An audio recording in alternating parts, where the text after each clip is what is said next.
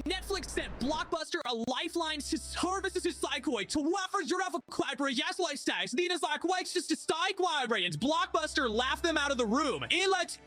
In the year 2000, Reed Hastings walked into Blockbuster headquarters in Dallas and offered to sell Netflix for $50 million. Blockbuster CEO John Antioco laughed him out of the room. Hastings flew home, humiliated. That meeting planted the seed for the most devastating corporate revenge story in history. Netflix started in 1997 as a simple DVD by mail service out of Scotts Valley, California. Reed Hastings co-founded it after allegedly paying a $40 late fee on Apollo 13 at a video rental store. That frustration became a billion-dollar idea. Monthly subscription model, no late fees, that either. Blockbuster in 2000 was a $6 billion empire with 9,000 stores worldwide and 60,000 employees. They dominated home video completely. Netflix had fewer than 300,000 subscribers and was hemorrhaging cash. On paper, this was no contest, made style, but that was only the beginning.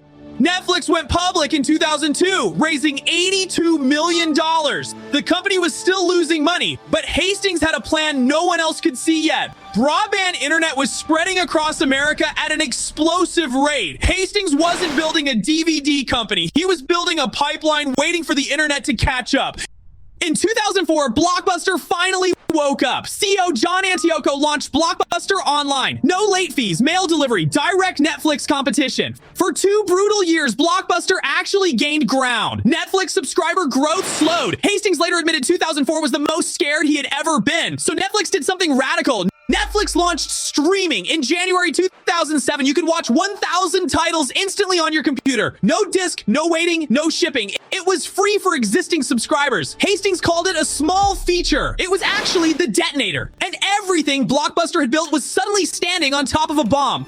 By 2010, Netflix had 20 million subscribers. Blockbuster filed for bankruptcy that same year with $900 million in debt. The company that laughed at a $50 million acquisition now sold for just $320 million to Dish Network. Thousands of stores went dark almost overnight. But Netflix wasn't done disrupting.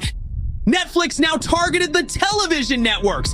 In 2011, they licensed House of Cards for $100 million, their first original production. Every major network had passed on it. Netflix used its subscriber data to calculate it would be a hit. They were right. House of Cards won 3 Emmy Awards in its first season.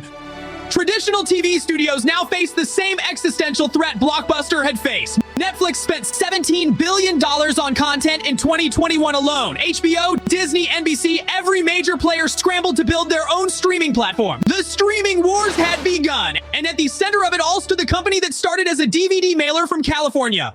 But 2022 cracked the empire's foundation. Netflix lost 200,000 subscribers in Q1, its first loss in over a decade. The stock crashed 35% in a single day, wiping out $54 billion in market value. Advertisers panicked, investors fled. Headlines called it the beginning of the end, so Netflix made a move nobody expected. Netflix launched an ad-supported tier in November 2022 at $6.99 a month. For years, Hastings had sworn Netflix would never run ads. Now they had no choice. Then they cracked down on password sharing across 190 countries, a move analysts called catastrophic. Instead, it drove 6 million new paid signups in a single quarter. By late 2023, Netflix had 260 million subscribers across 190 countries and a market cap over $200 billion. They had outlasted Blockbuster, survived the streaming wars, and bounced back from their worst crisis. The man Blockbuster laughed at in Dallas now ran the most watched entertainment platform on the planet. Netflix is now moving into live sports, gaming, and even live events. They streamed the Jake Paul versus Mike Tyson fight in November 2024, pulling 60 million concurrent viewers. Traditional cable didn't see it coming the first time. They definitely won't survive it the second time. Yeah, the question isn't whether Netflix keeps winning. The question is, who gets destroyed next? One of Netflix's boldest recent moves has been its crackdown on password sharing. For years, millions of households around the world were sharing a single account, costing Netflix billions in potential revenue. In early 2023, Netflix began rolling out strict enforcement, requiring users to pay extra for additional households or sign up for their own accounts. The backlash online was loud and immediate. People threatened to cancel. Memes flooded social media. But here's the thing. It actually worked. Instead of mass cancellations, Netflix saw a significant surge in new paid subscribers. The password sharing crackdown became one of the most successful monetization pivots in streaming history. It proved that sometimes the moves that feel risky and unpopular on the surface can quietly become the smartest decisions a company ever makes. Netflix has also been rethinking how it releases content. The classic Netflix model was simple. Drop an entire season at once and let people binge watch over a weekend. It was revolutionary when it launched, but the strategy has a major flaw. Shows get consumed in a flash and then disappear from the cultural conversation almost immediately. So Netflix started experimenting with weekly episode releases for some of its biggest titles. Shows like The Crown and Squid Game Season 2 use staggered releases to keep audiences talking for weeks instead of days. This shift keeps Netflix in the headlines longer and builds sustained engagement. It also reduces the pressure of subscriber churn between big release windows. The binge model is not dead, but Netflix is clearly evolving its playbook to stay relevant in a crowded market.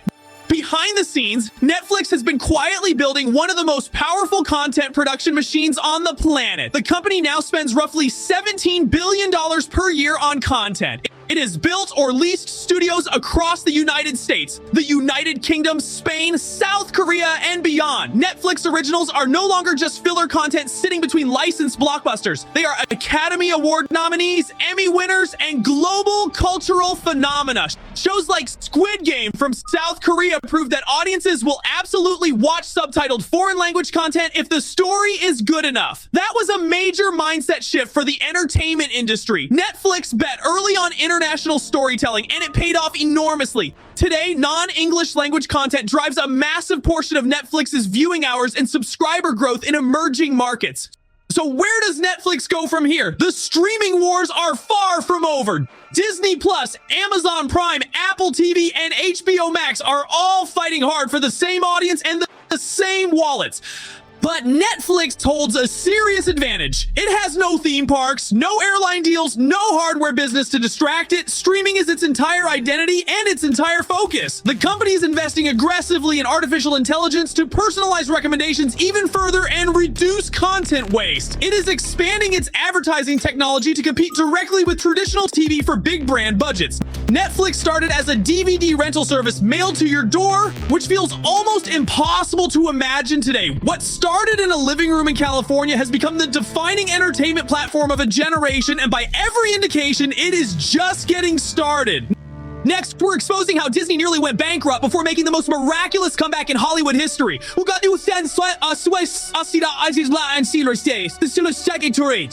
You will not believe